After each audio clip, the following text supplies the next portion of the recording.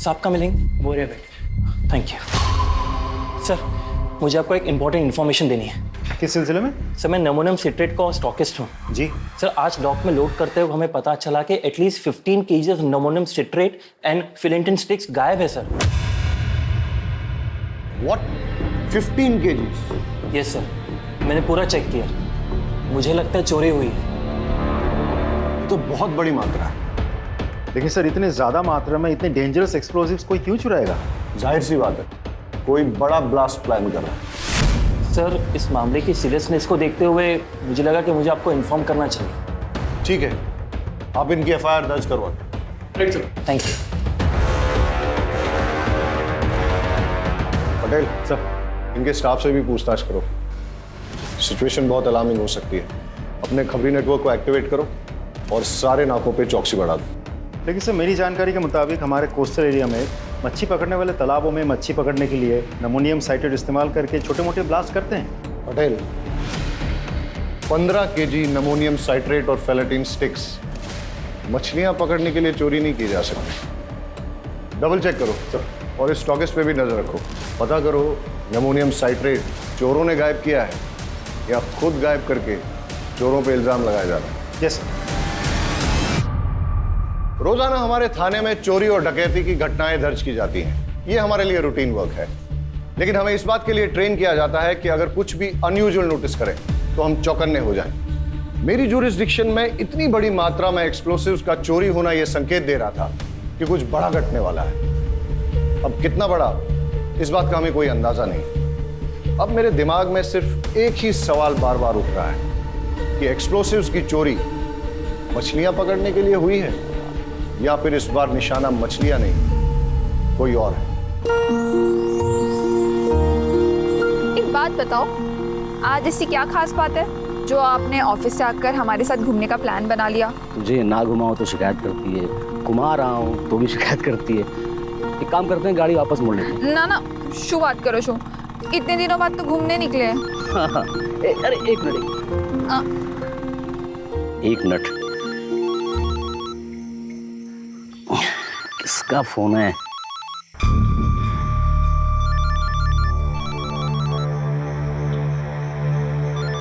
अरे शू अच्छे, कॉल तो उठा लेते। अरे वो अरे लोन वाले का फोन था।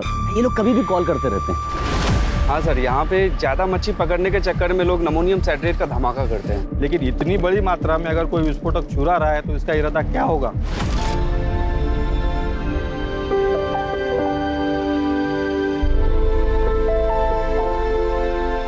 चलो भाई, बहुत तेज भूख लगी है, कुछ खिला दे फटाफट। माँ मुझे भी भूख लगी है। हाँ तो देख, तेरी सारी फेवरेट चीजें लेकर आई हूँ, ये ले। इतना सामान लग रहा है पूरे गांव को खिलाएगी। हाँ काफी टाइम बाद आया, तो सोचा एंजॉय करेंगे।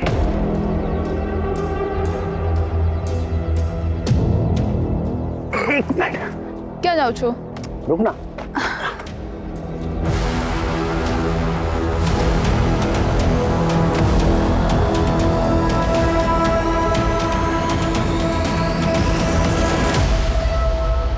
सरप्राइज, सरप्राइज, ये तेरे लिए। मेरे लिए? खोल के देख।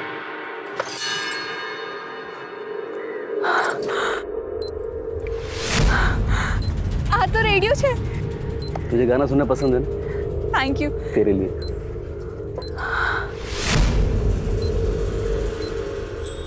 इसकी क्या जरूरत थी? अरे तेरा फोन खराब हो गया था ना, तो थैंक यू सो मच। आप मेरा कितना ख्याल रखते हो। अच्छा, सिर्फ थैंक यू से काम नहीं चलेगा, पप्पी भी देनी पड़ेगी। ये लो पप्पी, मुझे भी एक चीज चाहिए। क्या? एक रिमोट कंट्रोल कार। अरे ब्लैकमेलर। अरे यार, ये फोन, किसका फोन आ रहा है बार बार?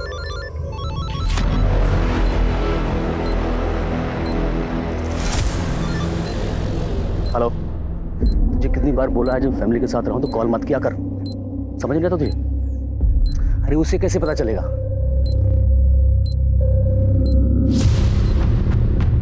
मैं तो संभाल लूंगा, लेकिन अगली बार टाइम देख के, ठीक?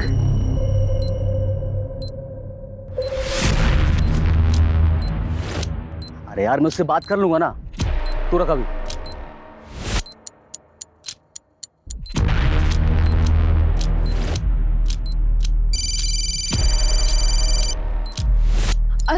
सुनिए ना, किसी का कॉल आ रहा है। मुझे लग रहा है शायद सिम कार्ड वाले कॉल कर रहे हैं।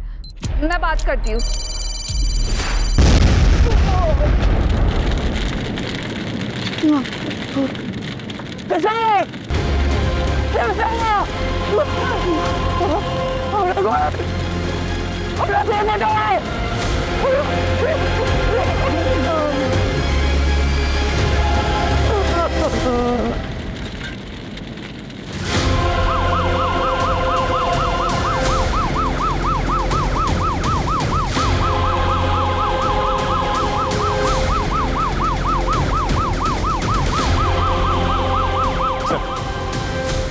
बहुत इंटेंस एक्सप्लोजन था। 2 कैजुअलिटीज हुए हैं, एक औरत और एक बच्चा मारे गए हैं। पूरा एरिया हमने सील कर दिया। फॉरेंसिक टीम अपना काम कर रही है सर।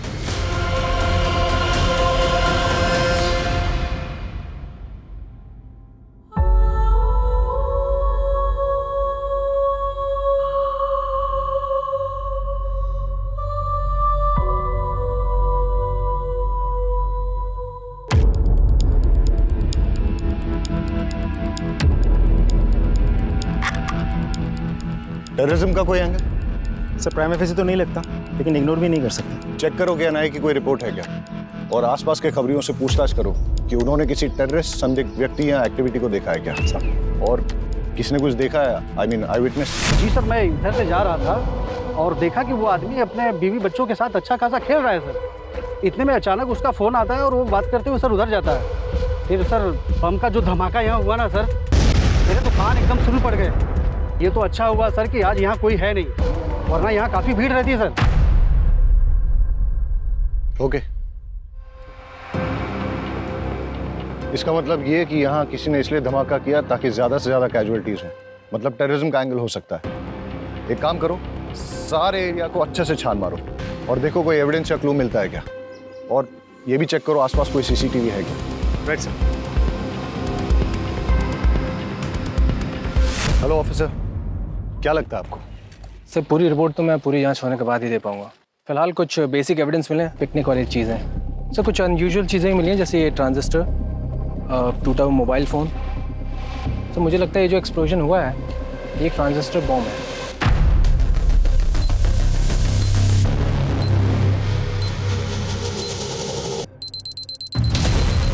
और जहाँ तक एक्सप्लोजन का सवाल है, आईईडी है या फिर कोई और एक्सप्लोजन, इसके बारे में भी ठीक से कहा नहीं जा सकता। थैंक यू ऑफिसर, कोशिश कीजिएगा कि जितनी जल्दी हो सके रिपोर्ट सबमिट कर दें प्लीज़। Sure sir. गणेश भाई, अगर आप चाहते हो कि आपकी पत्नी और बच्चे का हत्यारा जल्द से जल्द पकड़ा जाए तो प्लीज़ हमारे साथ कोऑपरेट करिए। हाँ, ज़रा सोच के बताइए कि ऐसा कोई है जो आपका नुकसान करना चाहता है ऐसा बॉम्ब ब्लास्ट प्लान करके। हमारी टीम को शक है कि ये ट्रांजिस्टर से ही ब्लास्ट किया गया है। ट्रांजिस्टर? इसका मतलब कि जो कुछ भी हुआ मेरी वजह से हुआ है। साहब, मैं बस ड्राइवर हूँ और जो ट्रांजिस्टर मोबाइल एक पैकेट में था और वहीं से लेकर आया था। वलसाड़ आ भी गयो, आखिरी स्टॉप है, आखिरी स्टॉप। अरे सर सर, आखिरी स्टॉप है। क्या बात है गणेश भाई, रोज से 1 घंटा पहले पहुंचा दी। अरे नहीं रे, आज रास्ता साफ मिल गया तो खींच दी। लगता है भाभी का बर्थडे आ रहा है। यार मैं सोच रहा था किशोर और तेरी भाभी घुमा देता हूँ आज कहीं, वरना इस ड्यूटी में तो कभी टाइम नहीं मिलेगा। तो है। गणेश भाई, मैं क्या बोल रहा था, बोलना। आप जल्दी जा ही रहे हो तो मैं भी जरा होके आऊं क्या? तू किधर जाएगा? अरे गणेश भाई। चल जा। लॉक? अरे मैं कर दूंगा, तू जा। चाल से गणेश भाई। कंडक्टर के जाने के बाद मैंने बस को चेक किया और जब जाने लगा तो मेरी निगाह सीट नंबर 9 के नीचे पड़ी।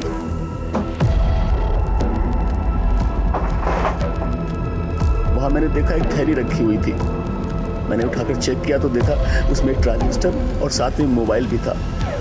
उसे देखकर मेरे मन में लालच आ गया साहब। और मैं बीबी और बच्चे की मौत का सामान खुद अपने साथ ले आया।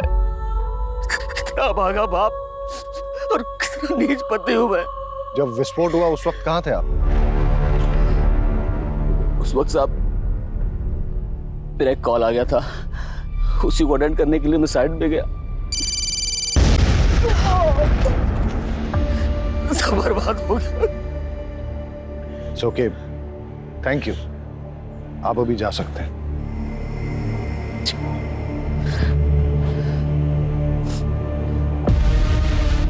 सर, मुझे तो इस गणेश की कहानी पे बिल्कुल भरोसा नहीं है। एकदम सही कह रहे हैं सर, इसकी कहानी पूरी मनगढ़ंत लगती है।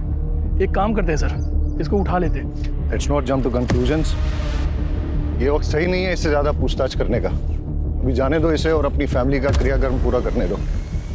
लेकिन हमेशा नजर रखो इस पे और कुंडली निकालो, पता करो किसके साथ उठता बैठता है। और हाँ, पड़ोसियों रिश्तेदारों से पूछो कि इसके फैमिली के साथ कैसे रिलेशन है। कॉल रिकॉर्ड निकालो इसके और देखो कि जब वो विस्फोट हुआ तब इसको किसका कॉल आया था, या कॉल आया भी था या नहीं।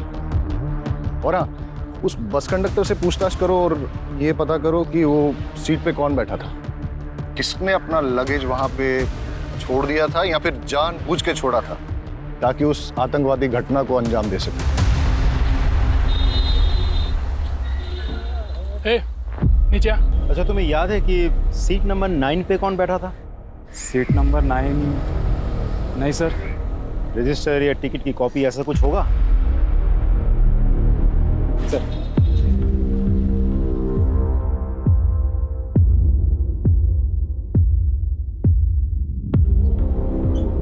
सर, सीट नंबर 9 पे कोई परेश जोशी बैठा था। जी सर, उम्र लिखी है 36 साल। सर, ये परेश जोशी उबरात से बैठा था और ये बस भी उबरात से ही निकली थी। सर, इंटरेस्टिंग बात तो ये है कि गणेश की बीवी उषा, जिसकी बॉम्ब ब्लास्ट में मौत हुई, वो भी उबरात से ही है। सर, मैंने गणेश के पड़ोसियों से बातचीत की। पड़ोस में रहने वाली एक महिला ने बड़ी अजीब बात बताई। अरे साहब, पनौती है वो तो, उसकी तो कुंडली में लिखा हुआ था कि वो जिससे भी शादी करेगा वो मर जाएगी। और उषा तो उसकी तीसरी बीवी है। पहली बीवी जो थी ना, वो तो कार एक्सीडेंट में मर गई थी। और दूसरी बीवी, वो तो बेचारी हमेशा बीमार ही रहती थी और फिर किशोर को पैदा करते समय वो मर गई। और 2 साल के बाद में ये उषा को बहलाया, क्योंकि चुपचाप। अरे उषा के माँ बाप ने तो किसी से पूछा ही नहीं। अगर मुझसे पूछते मैं तो मना ही कर देती। सर, एक इंपॉर्टेंट लीड मिली है। गणेश के कॉल डिटेल से पता चला है कि अंडरवर्ल्ड के लोगों के साथ उसकी रेगुलर बातचीत होती थी और ब्लास्ट के वक्त उसे जो कॉल आया था वो कॉल कमलेश केसवानी का था, जो एक अड्डा चलाता है सर छिपे। और ये गणेश की क्या रिपोर्ट है? कहाँ है वो? सर, आ लो। सर, ये क्या बात हुई? मेरी पत्नी और बेटे की चिता की आग भी ठंडी नहीं हुई अभी तक और आप लोगों ने इस तरह जबरदस्ती बुला लिया मुझे। तुम्हारे बयान ने हमें मजबूर किया है गणेश कि तुम्हें यहाँ फिर से बुलाया जाए। सर, आपको क्या लगता है कि मैंने अपनी पत्नी और बेटे को खुद बम से उड़ा दिया? कमलेश केसवानी, कैसे जानते हो उसे? तुम्हें क्या लगा तुम हमें बताओगे नहीं तो हमें पता ही नहीं चलेगा कि तुम्हें इंपॉर्टेंट कॉल किसका है, जिसे अटेंड करने के लिए तुम घटनास्थल से दूर चले गए थे और उसी टाइम विस्फोट हुआ था जिसमें तुम्हारी पत्नी और बच्चा मारे गए। कमलेश केसवानी ने फोन पे तुमसे क्या कहा और तुम्हारा लेन देन क्या है उसके साथ? सर, जुआ खेलने की लत है मुझे। शुरू में तो बहुत जीता मैं, लेकिन पता नहीं सर 5-6 महीने से किस्मत ही खराब है कि मैं बहुत पैसा हार गया। अब जितने भी देनदार थे सब ने मुझसे पैसे मांगने शुरू कर दिए। मेरे पास पैसे कहाँ थे जो मैं देता? सबसे मैंने हाथ जोड़ कर कहा, भाई पैसे मेरे पास आएंगे तो एक पैसा सबको चुका दूंगा मैं एक बड़ा हाथ मारने के इंतज़ार में था कि वो हो जाए तो मैं सबके पैसे वापस कर दूँ। फिर उस दिन कमलेश का फ़ोन आया, उसने बोला कि एक बहुत बड़ी बाजी होने वाली है जिसमें कुछ नौसिखिए खेल रहे हैं। उसने बोला कि तुम जल्दी पहुँच जाओ और अगर तुम गेम खेल लोगे तो अच्छे खासे पैसे जीत जाओगे। बस इतना ही या कुछ और भी है? नहीं, इतना ही कहा बस। अच्छा, वो ट्रांजिस्टर बॉम्ब तुम्हें कहाँ से मिला? बस में सीट नंबर 9 के नीचे से मुझे मिला। झूठ बोल रहे हो तुम गणेश। बॉम्ब तुमने बनाया, फिर ये सारी झूठी कहानी तुमने बनाई ताकि लोगों की सिंपैथी मिले, कोई तुम पे शक ना करे। सर, मेरा यकीन कीजिए, मैं झूठ नहीं बोल रहा हूँ, मैं सच बोल रहा हूँ। तुम्हारा बयान और तुम्हारी हरकतें हमें मजबूर कर रही हैं कि हम तुम पे यकीन न करें। हिरासत में लो उसे और अच्छे से पूछताछ करो। सर, ये क्या कर रहे हैं सर? अरे सर, मैंने कुछ नहीं किया, मैं बता सर। प्लीज सर, एक बहुत बड़ी इन्फॉर्मेशन मिली है, इसलिए मुझे खुद ही आना पड़ेगा। सर ये जो बॉम्ब ब्लास्ट हुआ है इसमें नमोनियम साइट्रेट और फिलेटिन स्टिक्स का इस्तेमाल हुआ है। और सर ये सब कुछ ठूस ठूस के एक ट्रांजिस्टर में भरा गया था, जैसे एक मोबाइल फ़ोन से एक्टिवेट किया गया था। जाहिर है कि बम बनाने वाला कुछ बड़ा धमाका करना चाहता था। इनफैक्ट मैं भी ये सस्पेक्ट कर रहा था, क्योंकि कुछ दिन पहले हमारे यहाँ एक स्टॉकिस्ट रिपोर्ट लिखाने आया था कि उसके डॉक से अपलोड करते हुए करीबन 15 kg एमोनियम साइट्रेट और फिलेटिन स्टिक्स चोरी हुए। वेल सर, अगर ऐसा है तो दैट्स नॉट गुड न्यूज़, क्योंकि जितनी मात्रा एक्सप्लोसिव इस ट्रांजिस्टर में लगे थे तो बचे हुए जो एक्सप्लोसिव उससे 2 बॉम्ब और बनाए जा सकते हैं। पटेल सर, सारे एरिया में रेड अलर्ट घोषित करवा दो और वो रिपोर्ट पे इन्वेस्टिगेशन कहाँ पहुंची है मुझे अपडेट करो। हम अपने एरिया में और एक ब्लास्ट अफोर्ड नहीं कर सकते सर। और ऑफिसर, मैं चाहूंगा कि आप भी वो रिपोर्ट एक बार देख लें। पटेल, इन्हें एक बार वो रिपोर्ट दिखाएं। आप आइए मेरे साथ। इस केस के सारे प्राइमा फेसी एविडेंस गणेश के खिलाफ नजर आ रहे हैं, लेकिन ऐसा भी हो सकता है कि गणेश जो कहानी सुना रहा है वो झूठ नहीं बल्कि सच है। और अगर ऐसा है तो आज हुए विस्फोट से हम ये सबक ले सकते हैं कि ये तय है कि शहर में और एक विस्फोट होने वाला है, जिसके लिए बॉम्ब या तो बनाया जा रहा है या फिर बना हुआ है। मुझे अंदेशा हो रहा है कि ये केस ऊपर से जितना सरल नजर आ रहा है उतना है नहीं, इसमें कोई ना कोई पेंच जरूर है। सर, फॉरेंसिक ऑफिसर के मुताबिक मोस्ट प्रोबेबली ये ब्लास्ट उन्हीं एक्सप्लोसिव से किए गए हैं जिनकी चोरी हुई है, और ब्लास्ट के साइट से हमें जो सैंपल्स मिले हैं वो स्टॉकिस्ट के सैंपल्स के साथ 90% मैच होते हैं। इसका मतलब श्योरली एक और ब्लास्ट होने वाला है। पटेल, गणेश की बीवी उबरात से है, जी सर। जहां से गणेश की बस आई थी, और उस बस में सीट नंबर 9 पे परेश नाम का आदमी जो बैठ के आया था वो भी उबरात में ही बस में चढ़ा था, राइट सर? एक काम करते हैं, उबरात चलते हैं, वहां 2 टीम बना के जांच करते हैं। आई एम श्योर कोई ना कोई क्लू जरूर मिलेगा, राइट सर?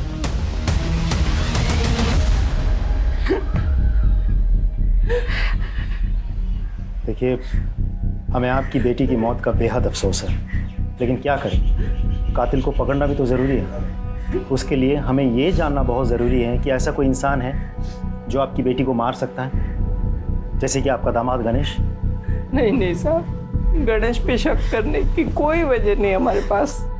अच्छा, गणेश के अलावा ऐसा और कोई जिसके साथ उसकी कोई दुश्मनी हो, कोई अनबन हो? उषानो जूनो बॉयफ्रेंड विनायक दवे नाम है उसका। 1 नंबरનો दारूडियो ने गुंडो छे। उसने अपनी चिकनी चुपनी बातों में उषा को फंसा लिया था, पूरे उपरात में बदनाम कर दिया था। बड़ी मुश्किल से हमने अपनी बेटी को समझा बुझाकर उससे पीछा छुड़वाया। यहाँ उषा से कोई शादी करने को तैयार नहीं था। ऐसे में अपने रिश्तेदारों के जरिए हमें गणेश का रिश्ता आया। और विनायक का क्या रिएक्शन था? वो तो धमकियों पे उतर आया था, धमकी देने लगा था कि उषा को नहीं छोड़ेगा। इस उषा के कॉल डिटेल्स निकलवाओ और लोकल पुलिस को कहो कि विनायक दावे के बारे में पूछताछ करें और हमें रिपोर्ट करें। जी सर। परेश जोशी? जी हूँ चू, पर ये मेरी वाइफ मेघा। अच्छा, जब आप उबरात से वलसाड जा रहे थे तो आपके पास कोई बैग था? हाँ था, पर वो बैग तो अब भी मेरे पास है, ये रहा। आई श्योर कि बस में आपसे कुछ छूटा नहीं था? नहीं सर, बैग के अलावा मेरे पास कुछ भी नहीं था। चले परेश भाई, सुना है कि आज अपनी तरफ मछलियां। पुलिस? परेश भाई શું થયું? सब ठीक है ने? भाभी?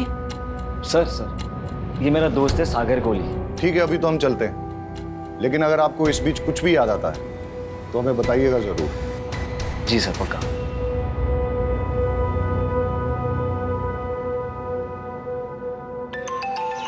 Excuse me.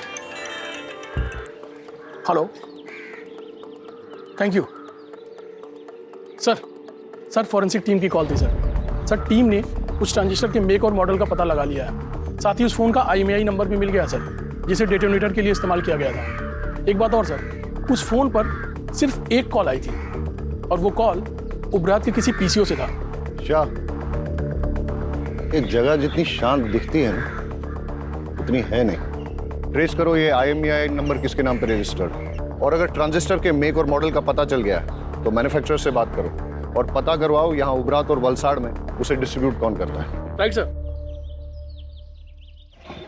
सर, उषा के माँ बाप से मेरी बात हुई। उषा के पेरेंट्स ने उषा की शादी उसके पुराने प्रेमी विनायक दवे से नहीं, गणेश से करवाई थी। ये विनायक के बारे में कुछ पता किया? सर गुंडा और शराबी है, और वो लगातार उषा को शादी के बाद से धमकी दे रहा था कि अगर वो वापस लौट के उसके पास ना आए तो वो सिर्फ अपने आप को ही नहीं, उषा को, उषा के हस्बैंड को और बच्चे को, सबको मार देगा। ये मैसेज अभी भी उषा के फ़ोन में है। तो विनायक कहाँ है अभी? उठा लिया सर। गणेश की बस में ट्रांजिस्टर बॉम्ब तूने प्लांट किया ना? नहीं सर, कुछ नहीं किया। मैं बस उसको मारकर चाहता था कि उषा मेरी जिंदगी में आ जाए सर, लेकिन बम मैंने नहीं लगाया सर। तूने उषा को धमकी नहीं दी थी कि अगर वो लौट के तेरे पास ना आए तो तू उषा को, उषा के हस्बैंड को, उसके बच्चे को, सबको मार डालेगा? सर मैंने धमकाया था सर, मैं उसे नहीं भूल पा रहा था सर, लेकिन विस्फोटक में मेरा कोई हाथ नहीं है सर। सच में सर। देखते हैं तेरी बात में कितनी सच्चाई है। फिलहाल तो इस विनायक को छोड़ देते हैं, लेकिन नजर रखो इस पे और पता करो कि जिस दिन ब्लास्ट हुआ उस दिन ये कहाँ था। इस मेक और मॉडल का ट्रांजिस्टर आपके दुकान से बेचा गया था? हाँ साहब, मैंने बेचा था। किसे बेचा था? वो तो साहब मुझे याद नहीं है। क्यों? बिल बुक में होगा ना। साहब क्या छोटी सी दुकान है, वो कैश में बेचा था ताकि इनकम टैक्स में थोड़ी छूट मिल जाए। पता है ना ये गैर कानूनी है। हाँ, उस ट्रांजिस्टर का इस्तेमाल बॉम्ब ब्लास्ट में किया गया है। साहब मुझे पता नहीं, मैं तो गरीब आदमी हूँ, मुझे माफ कर दो। अच्छा, जिसे वो ट्रांजिस्टर बेचा था उसकी शक्ल याद है? कहीं ये तो नहीं था वो आदमी? नहीं साहब, वो तो एक औरत थी। औरत थी? जी साहब, बल्कि साहब वो तो आज एक और ट्रांजिस्टर लेके गई है। मैंने उसको पूछा मैडम क्या बात है एक के बाद एक, तो बोली कि उसके जिस दोस्त का बर्थडे था उसको मना नहीं पाई, तो बोली कि परसों किसी उसके दूसरे दोस्त का बर्थडे है, बोली इस बार अच्छे से धूम धड़ाका करूँगी। दुकान में सीसीटीवी भी नहीं लगा है? नहीं साहब, छोटी सी तो दुकान है। आगे से बिल बुक मेंटेन कीजिएगा। जी साहब। लोकल पुलिस से कहो कि इस दुकान पे और इस दुकान के मालिक पे नजर रखें। सर, अच्छा इस IMEI नंबर का मोबाइल तुम्हारी दुकान से बेचा गया था? एक मिनट सर, चेक करके बताता हूँ।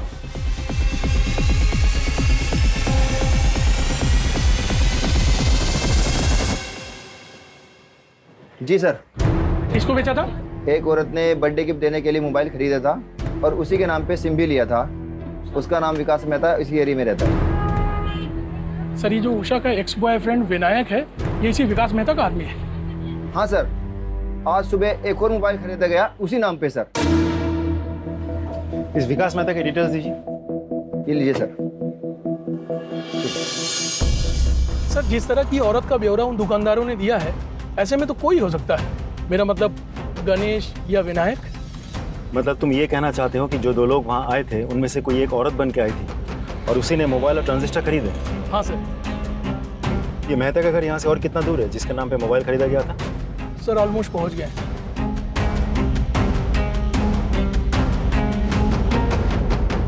ओह हेलो, क्या ये सरकारी गार्डन नहीं है जो अंदर घुसते चले जा रहे हो? मेरा घर है, मेरी परमिशन के बिना यहाँ पत्ता भी नहीं हिलता। वलसड में जो बॉम्ब ब्लास्ट हुआ था, क्या जानता है उसके बारे में?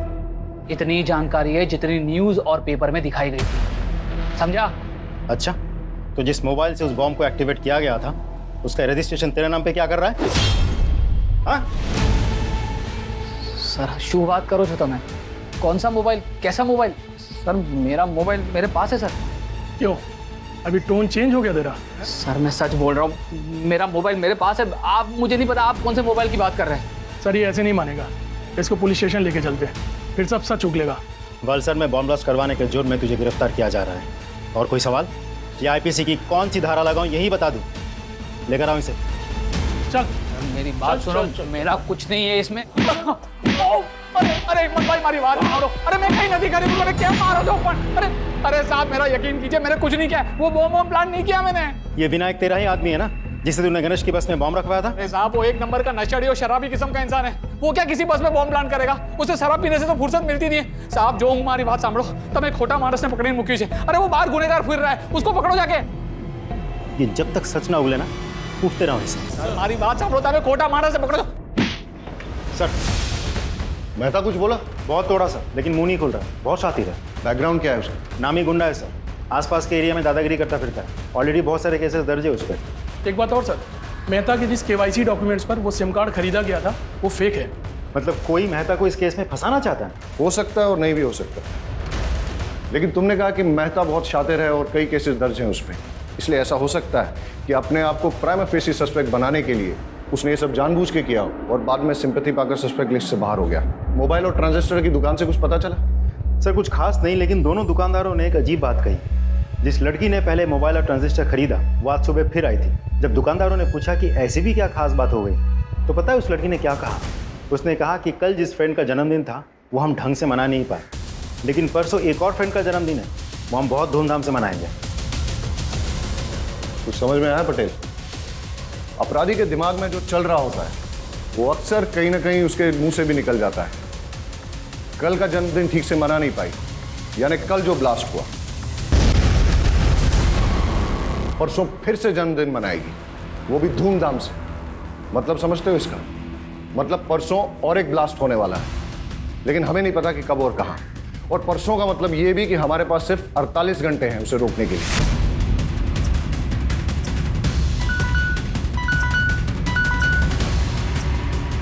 Yes, what? विकास मेहता के खिलाफ आपकी पत्नी ने मॉलेस्टेशन की रिपोर्ट लिखाई थी? जी हाँ सर। दरअसल उस दिन परेश जी अपने दोस्त के साथ सूरत गए थे और मैं घर पर अकेली थी।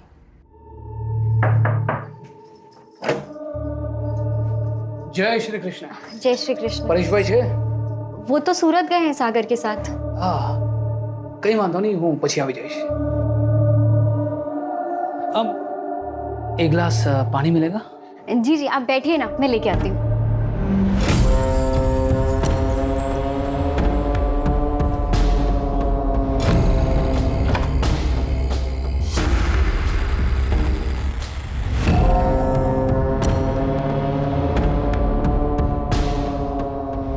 लीजिए पानी। ये क्या कर रहे हैं आप? इतनी मासूम मत बन, तो बहुत अच्छे से जानती हूँ मैं तुझसे क्या चाहता हूँ। छोड़िए भाई, सुनीता बहन बचाओ।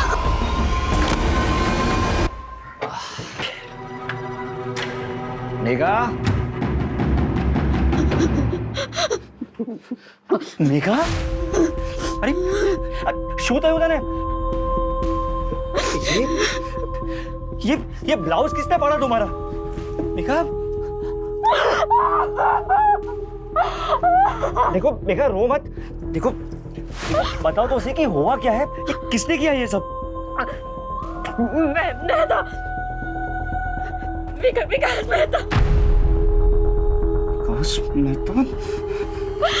सागर तू चल मेरे साथ। आज तो उस विकास को छोड़ूंगा नहीं। मेरी बीवी के साथ करने की सोच भी कैसे सकता है? चल मेरे साथ।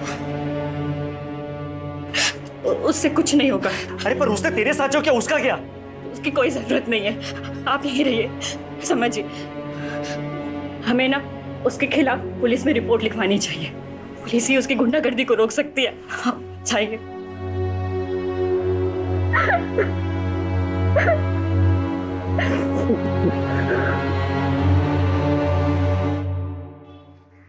सर मुझे तो लगता है, excuse me sir. Hello sir, मुझे तो लगता है मेहता ने ही बॉम्ब प्लांट किया था या करवाया था, और टारगेट था परेश। लेकिन अगर मेहता को सर बड़ी इंटरेस्टिंग इन्फॉर्मेशन मिली है। सर गणेश ने लगभग 1 महीना पहले अपनी पत्नी उषा के नाम पर 25 लाख की इंश्योरेंस पॉलिसी करवाई है। 1 महीना पहले तूने अपनी बीवी के नाम पे 25 लाख का इंश्योरेंस लिया था। इतने सारे कोइंसिडेंसेस नहीं हो सकते, इसलिए सच सच बता दे। ज्यादा मारपीट नहीं होगी, इसलिए जेल जाओ और वहां पश्चाताप करो, वरना खाल खींच के उसमें तेज मसाला भर दूंगा, समझा? जितना मुझे पता था मैंने सब आपको बता दिया। इससे ज्यादा मैं कुछ नहीं जानता। सिर्फ सच बोलेगा। सच ही तो बोल रहा हूँ सर, कि मेरी बात का कोई विश्वास ही नहीं कर रहा है। चल ठीक है, मान लेते हैं। फिर ये बता कि तेरे अलावा तेरा बीवी और बच्चे की मौत से किसी और को फायदा हो सकता है क्या? गौतम। कौन गौतम? मेरा बड़ा भाई। वो चाहता था कि मैं और मेरा पूरा परिवार खत्म हो जाए। साफ साफ बता। सर, मेरा भाई गौतम और उसकी वाइफ सीमा दोनों की शादी के बाद बेटा हुआ था। उस वक्त मैं कॉलेज में पढ़ रहा था। एक दिन मैं अपने भतीजे को, मतलब उनके बेटे को बाइक पे बिठा के घुमाने ले गया और एक्सीडेंट हो गया जिसमें वो मर गया। ये सब मेरी शादी के पहले हुआ था सर। मैंने उन दोनों से बहुत माफ़ी मांगी, लेकिन उन्होंने मुझे माफ़ नहीं किया और ज़िंदगी भर का बैर पाल लिया। अभी 4-5 महीने पहले की बात है सर। माँ की तबीयत बहुत ख़राब थी तो पिताजी ने हम सबको बुलाया था। ये सरासर अन्याय है पिताजी। आप सब कुछ इसके बेटे के नाम कैसे कर सकते हैं? कोई अन्याय नहीं कर रहे हम। हमें जो लगा वो ठीक समझा, वो हमने किया। और वैसे भी इसका बेटा जो है वो इस घर का चिराग है। ये किशोर ही है जो हमारे खानदान और पुरखों का नाम रोशन करेगा। लेकिन इस गणेश ने जो मेरे बेटे की बदली चढ़ा दी, उसका क्या बाबूजी? हाँ, अभी क्या बात कर रही हैं? वो एक्सीडेंट था। सोच समझ के किया था तूने, साजिश थी तुम्हारी। इस बात पर मुझे कोई बहस नहीं चाहिए। और वैसे भी जो कुछ भी हमारा है, हमें निर्णय लेना था, हमने सही निर्णय ले लिया। ठीक है? आ तो बहु जुलुम छे। मैं ना इतनी आसानी से हार नहीं मानने वाली। देख लो तुम। लेकिन हम वसीयत तो नहीं बदल सकते ना। तो क्या करोगे तुम? हाथ पे हाथ धरे बैठे रहोगे? उसने मेरे बेटे को मार दिया और अब वो पूरी जायदाद हड़पना चाहता है। कुछ समझ रहे हो तुम? अरे आदमी हो या नामर्द? नामर्द नहीं हूं, देख लूंगा मैं उसे। अरे होने दो उसके बेटे के नाम जायदाद। जब उसका बेटा, उसकी बीवी और वो खुद इस दुनिया में नहीं रहेगा तो सब जायदाद अपने आप हमारे नाम हो जाएगी। चल मान लेते हैं कि गौतम तेरे परिवार की जान का दुश्मन था, लेकिन उसे बॉम्ब बनाना आता था क्या? सर सिविल इंजीनियरिंग की उसने, सड़कें बनाता था, पहाड़ों को तोड़ने के लिए बम विस्फोट करता था। लेकिन बाद में उसने वो नौकरी छोड़ दी और घर पे ही ये इलेक्ट्रॉनिक्स आइटम को रिपेयर करने का काम शुरू कर दिया। सर, आसानी से बम बना सकता है वो।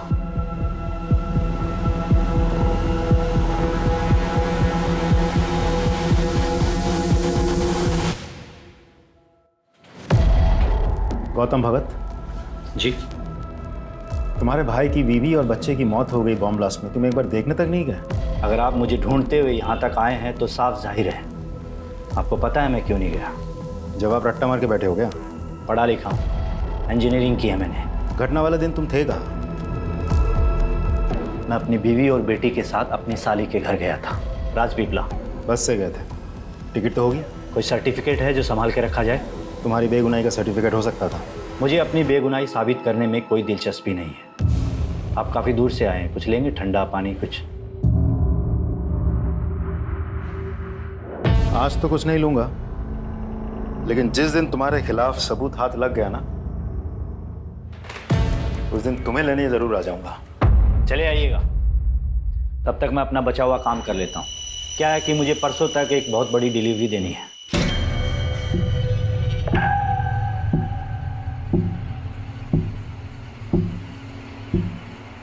जी सर। और जैसा उसका बैकग्राउंड है और जिस तरीके से वो मुझसे बात कर रहा था, मुझे तो लगता है पूरी घटना के लिए वही जिम्मेदार है। और वो कह भी रहा था कि परसों उसको कहीं डिलीवरी देनी है। उसे इमीडिएटली स्कैनर पे डालो और उसकी बीवी का फोटो वो मोबाइल और ट्रांजिस्टर शॉप ओनर्स को दिखाओ, पहचान करवाओ। हो सकता है कि ये इन्हीं का किया करा है। ये नहीं थी? नहीं साहब, ये नहीं थी।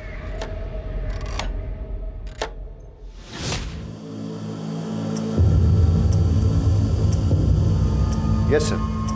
सर मैंने पूरे डिस्ट्रिक्ट में हाई अलर्ट घोषित करवा दिया है। Okay sir.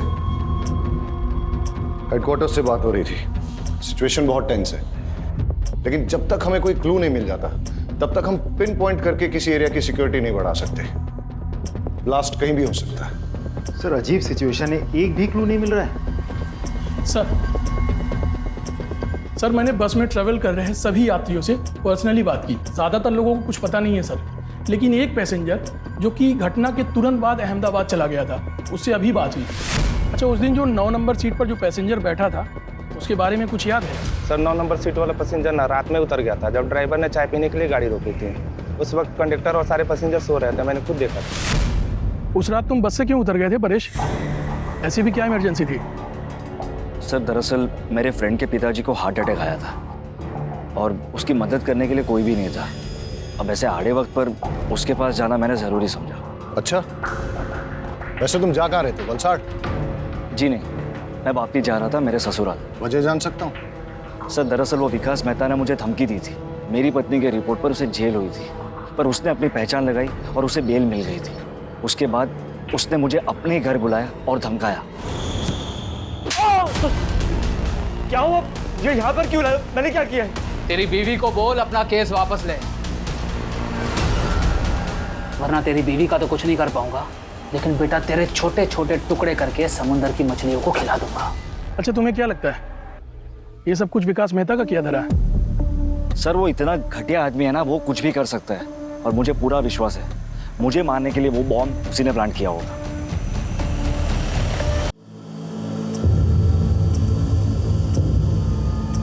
Sir at present हमारे पास टोटल 5 थियरीज है जिन पे हम काम कर सकते हैं। पहली, गणेश ने अपनी बीवी उषा को मारने के लिए बॉम्ब प्लांट किया। सारे स्टेटमेंट्स और कोइंसिडेंस के मुताबिक गणेश हमारा प्राइम सस्पेक्ट बनता है। दूसरी, गणेश के भाई गौतम ने अपनी दुश्मनी और प्रॉपर्टी पाने के चक्कर में गणेश और उषा को मारने के लिए बॉम्ब प्लांट किया, लेकिन हमारे पास गौतम के खिलाफ कोई ठोस सबूत नहीं है। तीसरी, मेहता ने परेश को मारने के लिए बॉम्ब प्लांट किया। मेहता के पास मोटिव भी है, उसका बैकग्राउंड उसे सपोर्ट भी करता है, बट अगेन उसके खिलाफ भी हमारे पास कोई ठोस सबूत नहीं है। और सर चौथी थ्योरी के हिसाब से विनायक ने अपनी गर्लफ्रेंड उषा के पति को मारने की प्लानिंग की। उसके पास मोटिव तो है सर, बट हमारे पास कोई प्रूफ नहीं है। और सर पांचवी थ्योरी ये कह रही है कि हो सकता है ये कोई टेररिस्ट अटैक हो जो कि भरी हुई बस में एक बड़ा धमाका करना चाह रहा था। और थ्योरी नंबर 6, ये सब इस परेश का किया जा रहा है ताकि ये मेहता को इस केस में फ्रेम कर सके। And not to forget, Paresh एक मछुआरा है, इसलिए अमोनियम साइट्रेट का इस्तेमाल करना जानता है। यस? हाँ, ओके। गौतम के घर पे रेड करने का वारंट मिल चुका है, उसके घर पे रेड करो और देखो क्या मिलता है। ओ हेलो, आप फिर चले आए? टाइम देखा? देखा, तुम्हारे लिए खराब है। शाह, एक्सक्यूज मी सर, आप ऐसा नहीं कर सकते। सर्च वारंट, आपकी परमिशन के लिए वेट नहीं करूंगा। Please cooperate. शाह करके तलाशी लो। सर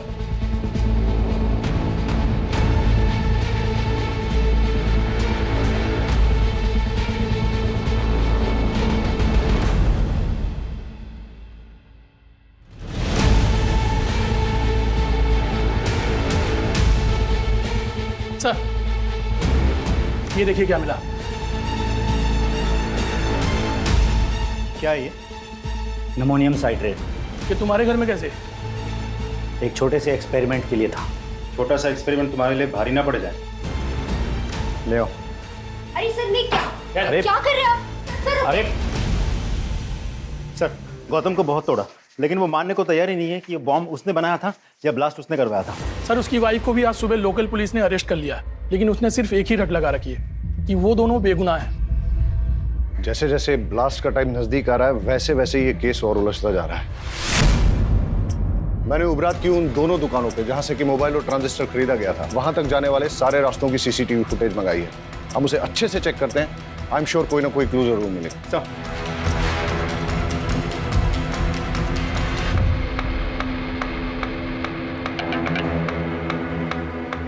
हमें सारे एविडेंस बारीकी से चेक करने चाहिए।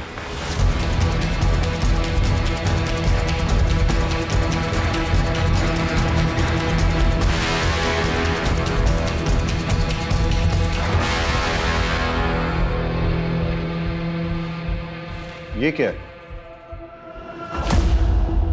सर कपड़ों के दुकान का पॉली बैग है, वो भी उभरत का। मतलब गणेश की पत्नी उषा जिसकी मौत हुई बॉम्ब ब्लास्ट में, वो भी तो उभरत से ही थी।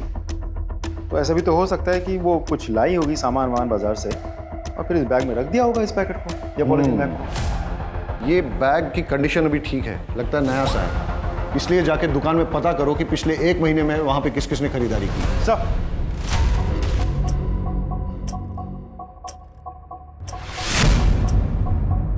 अच्छा, सामान बेचने के बाद आप लोग बिल बुक तो मेंटेन करते होंगे? जी सर। तो पिछले 1 महीने में जो भी सामान आपने बेचा है उसके बिल्स दिखाइए। Yes sir.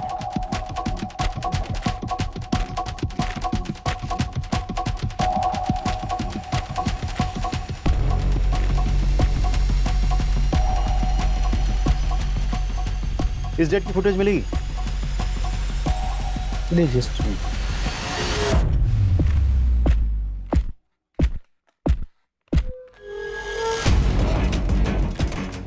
ये जानते हैं आप? हाँ सर। सारे फुटेजेस ले लो। सर ये थी वो औरत।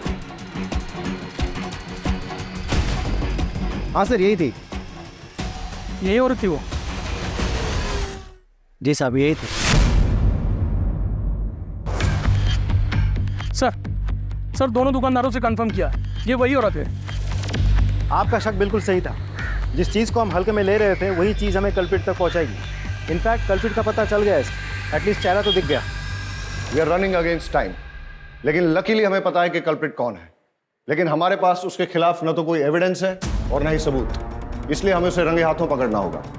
हम सब सादे कपड़ों में गांव में फैल जाएंगे और निगरानी करेंगे और इंतजार करेंगे कि कल्प्रिट कब और कहां बॉम्ब को प्लांट करता है, और जैसे ही वो बॉम्ब को ब्लास्ट करने की कोशिश करेगा तभी हम उसे जाके रंगे हाथों पकड़ लेंगे। Am I clear? Yes, sir. Let's go.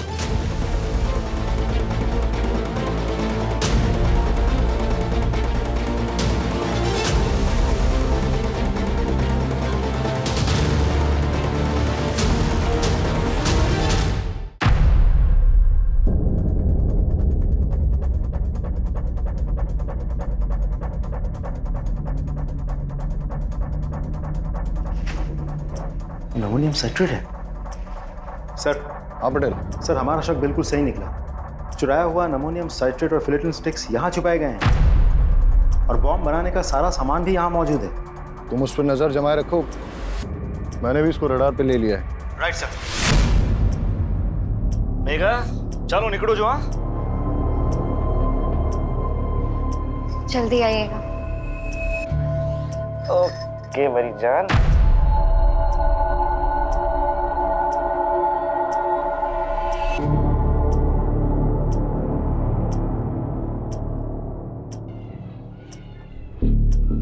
हाँ मैं उसका पीछा कर रहा हूँ, तुम उस पर नजर रखना। सर किसी को फोन लगा रहा है, नंबर डायल कर रहा है।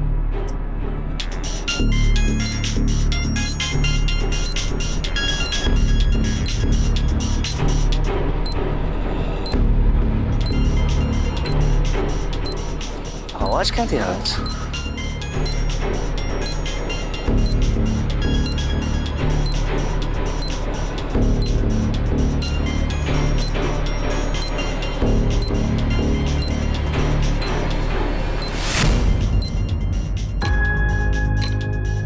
ये मैडम को भी नए नए आइडिया थे रोमांस के लिए। रुक, फोन मत उठाना, रुक, कॉल मत उठाना। अरे सर अब हुआ क्या लेकिन?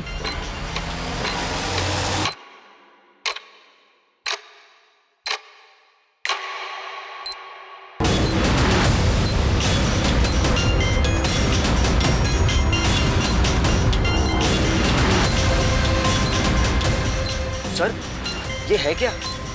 ये कॉल नहीं था, तुम्हारी मौत का फरमान था। जिसको चाहे फोन लगा ले बेटा, कोई नहीं आने वाला है। लड़की बन के बहुत झांसा दे दिया है तूने। बताओ क्यों किया ये सब? मैंने ये सब मेघा को पाने के लिए किया था। दरअसल परेश मछली पकड़ने के सिलसिले में ज़्यादातर घर से बाहर रहते थे। उसी दौरान मैं और सागर एक दूसरे के करीब आए और मैं प्रेग्नेंट हो गई। परेश को लगा कि वो बाप बन गया है, लेकिन मैं जानता था मेघा बहुत दिनों तक सच छुपा नहीं पाएगी। इसलिए हमने एक प्लान बनाया। मैंने डॉक पर से एक्सप्लोसिव चोरी किए और एक हाई इंटेंसिटी बम बनाया और परेश को बस पर चढ़ाते वक्त उसके सीट के नीचे सरका दिया और एक मोबाइल भी रख दिया। मेरी कैलकुलेशन के अनुसार जब बस वलसाड़ पहुंचती तब मैं उस मोबाइल पे कॉल करता और परेश अपने सामान के साथ मोबाइल देखता तो उस कॉल को ज़रूर उठाता और बॉम्ब फट जाता। लेकिन हमारी बदकिस्मती, उस दिन वो बस समय से बहुत पहले ही वलसाड़ पहुंच गई और जब हमने कॉल किया तब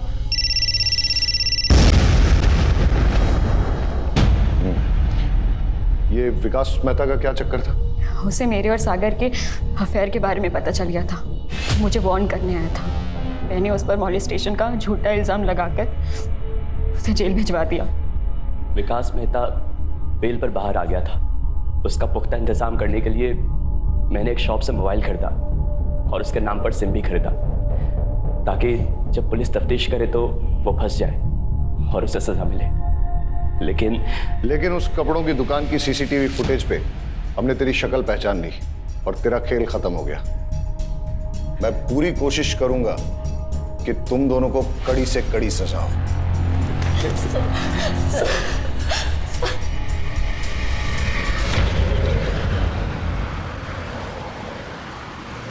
अजीब ड्यूटी है हमारी, हर किसी पर शक करना पड़ता है, लेकिन हमारे प्रोफेशन में शक न करना एक गुनाह है।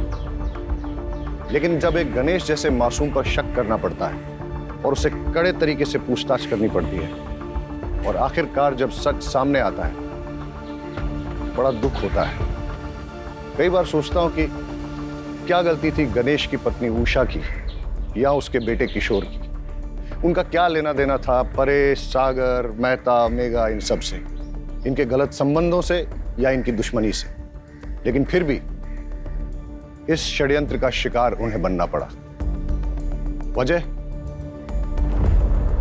लालच। अगर गणेश ने वो बैग खुद ना रख लिया होता और पुलिस को लाके सौंप दिया होता तो शायद ये हादसा नहीं होता। सर हेडक्वार्टर से कॉल आई थी, एक बस में कुछ लोगों को बंधक बना लिया गया है। चलो सर।